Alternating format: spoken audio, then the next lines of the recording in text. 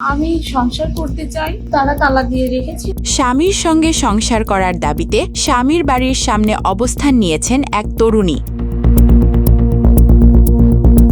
তার অভিযোগ, বৈধভাবে বিয়ে হলেও শ্বশুরবাড়ির লোকজন ঘরে তুলছেন না, বাড়ির গেটে তালা লাগিয়ে তাকে প্রবেশে বাধা দেওয়া হচ্ছে।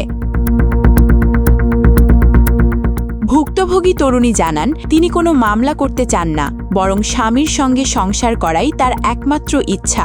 এ বিষয়ে লিগ্যাল এইড অফিসে আবেদন করা হয়েছিল। সেখানে উভয় পক্ষকে নিয়ে সমঝোতার চেষ্টা হলেও শ্বশুরবাড়ির লোকজন সেই প্রস্তাবে সাড়া দেননি বলে দাবি তার।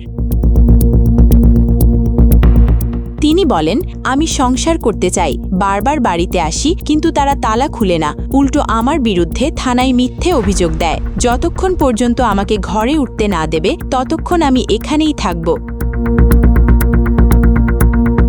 অন্যদিকে তরুণীর বাবা জানান, সামাজিকভাবে মেয়ের বিয়ে দিয়েছেন এবং এখন চান তার মেয়ে স্বামীর সংসারেই থাকুক। তিনি অভিযোগ করেন, বিয়ের পর যৌতুক সংক্রান্ত নানা বিষয় নিয়ে সমস্যা তৈরি হয়েছে। তবে তিনি এখন আর মেয়ের ভরণপোষণের দায়িত্ব বহন করতে পারছেন না এবং মেয়েকে স্বামীর বাড়িতে গ্রহণ করার আহ্বান জানান। এই ঘটনায় এলাকায় চাঞ্চল্যের সৃষ্টি হয়েছে। স্থানীয়দের উদ্যোগে একাধিকবার সমঝোতার চেষ্টা হলেও এখনও পর্যন্ত কোনো সমাধান হয়নি বলে জানা গেছে।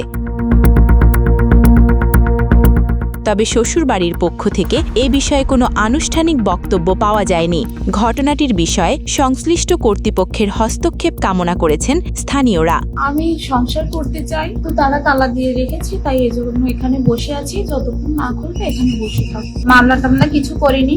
আমরা লিগ্যাল এইড অফিসে রাশিদুল স্যারের আন্ডারে একটা মীমাংসার জন্য আবেদন করেছিলাম। তো সেখানে স্যার তাদের বিভিন্নভাবে রিকোয়েস্ট করে যে সংসার করার জন্য, কিন্তু তারা সেখানে স্যারের কথা অমান্য করেছে।